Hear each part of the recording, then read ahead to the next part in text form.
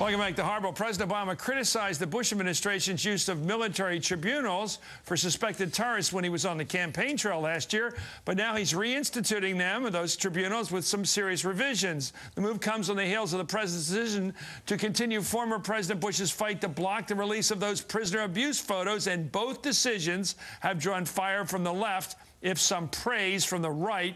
So is President Obama right to revive those military tribunals? Pat Buchanan's an MSNBC political analyst, and David Korn is a Washington bureau chief with a huge bureau behind him for the Mother Jones magazine. I'm just kidding. Bigger than many newspapers these days, Chris. Bureau behind me. 7 people. Just kidding. We're a dying breed, Fred, guys. Patrick, is it smart to have military tribunals? Now, these are like the ones apparently used in that very small case of some German submariners that came in here and tried to blow up some stuff back in World War II. A very unique case. They're used against military prisoners. Is this an appropriate way to try these guys? I think it is, because these fellas they're not prisoners of war. They're involved in acts of terrorism, you know, and they're not Americans like McVeigh. And I think Obama he's backed off a little bit from what he said, but he's the president of the United States. He's facing some serious problems, and he looked at this. And this is the best option. What do you do with guys? These are men who we know are enemies. They pray every day against us. They swear at us. They throw crap at our guards. I'm sure they let it be known pretty well they're our enemy. Do you ever let them go? Well, can you let go a guy who's going to immediately join up with al-Qaeda, immediately start bombing us, start killing our guys? What do you do with a guy who's really an enemy of the country? That's a question separate from whether to use military commissions or not. Military commissions are when you think you have a prosecutable case against someone using different rules than you would in the federal court. In the federal court, we were able to convict the blind sheik who was behind the 1993 World Trade Center bombings, and of course Zacharias Moussaoui, the so-called 20th hijacker. That's because they came back and tried to get the deposit on the rental truck. Well, how many people are willing to are stupid enough to do that? But we were able to put them into the federal system. And on the military commissions also, we're talking about, the estimate now is between 10 and 20 people. There are 241 guys in Guantanamo. A lot will go into the federal system, and the question is whether you use these, whether you Can you make a case against these guys? They rounded up over in Afghanistan or Iraq or wherever they rounded them up. They're clearly part of the enemy posse against us. How do you know they commit? How do you prove a crime? Well, maybe they are, maybe they're not. Some guys were picked up, we now know, innocently, and they were held for years. So it's not that easy a call to say that just because they're suspects, they're guilty. Here's what you can do, Chris, and haven't done. If you get the Totenkopf SS, it is a criminal organization. Right. Membership in it constitutes a crime. Membership in Al-Qaeda constitutes a crime. Well, if we can do that, we got them. Then what do you hold them for? How many years? You can hold them maybe 5 or 10 years. And then what do you do with them? Well, if that's the case, maybe you got to let them go then. But at least you got a crime. I agree with Pat. My worry is you can put a guy away, and maybe time served as part of their defense. You get a guy, they've already been held 5 or 7 years, these guys.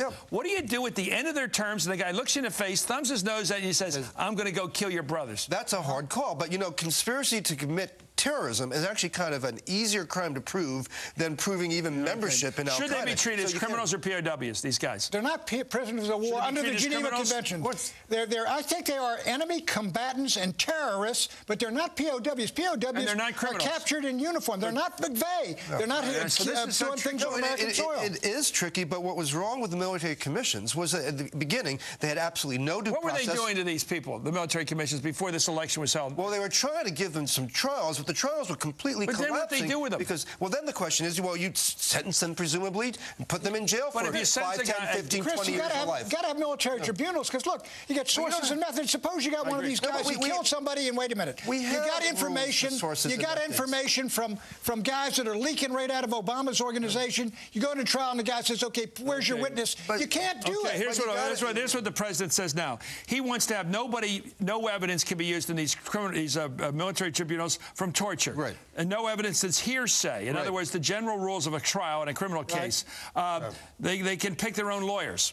Right. So they're getting a lot of advantages here as rights. These are big improvements over the existing system, but the system still has a fatal flaw, and I think in some ways it's going to slow down justice, because the rules and procedures for these military commissions have been challenged from day one. Say discovery.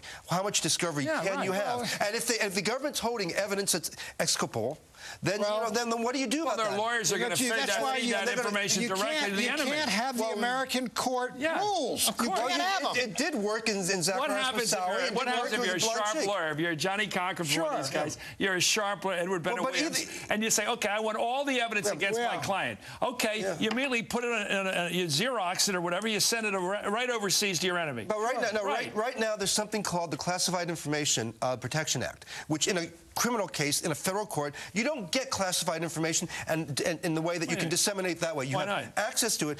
Once you get access to it, you go out and you dictate it.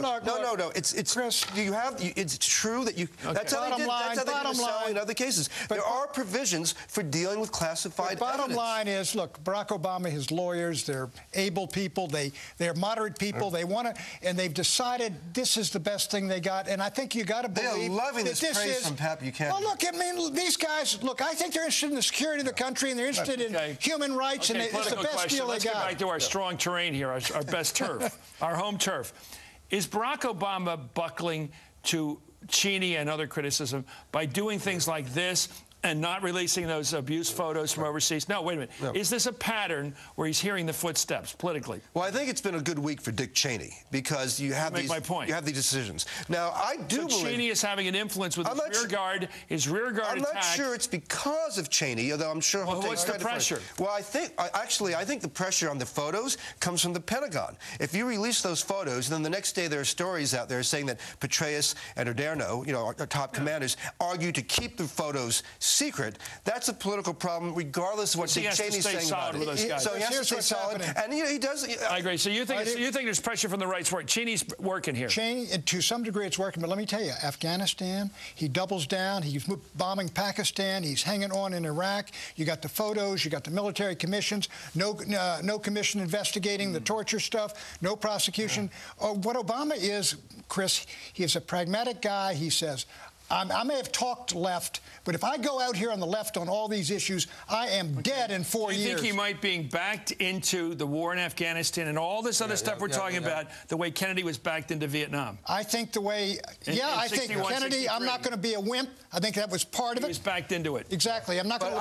Here's my problem, Pat. You got an instinct. If you fight a war without instinct, if he's fighting this war in Afghanistan and all this stuff we're talking about without instinct, he doesn't really have the blood rushing on this thing. I worry because he doesn't like this war in Afghanistan. He doesn't like this war in Afghanistan. That's dangerous. But he's fighting a war you don't believe in. He's certainly committed to the importance of it and trying to get it right. Whether he does get it right is another issue. And I think on the Truth Commission stuff, he's not just backing up here. Well, listen. I think he wants to solve the problem. I think he knows that it's serious. Would he have ever taken us into Afghanistan if he were president back in 2001? I don't think Al Gore would. Would Barack Obama have gone to Afghanistan? Yes, there would have been an attack on some element. He would not have gone into Iraq. I think he might have come out by now. I think he might have come out of Afghanistan. Look, this guy was reluctant to double down. He was pushed into doubling down in Afghanistan.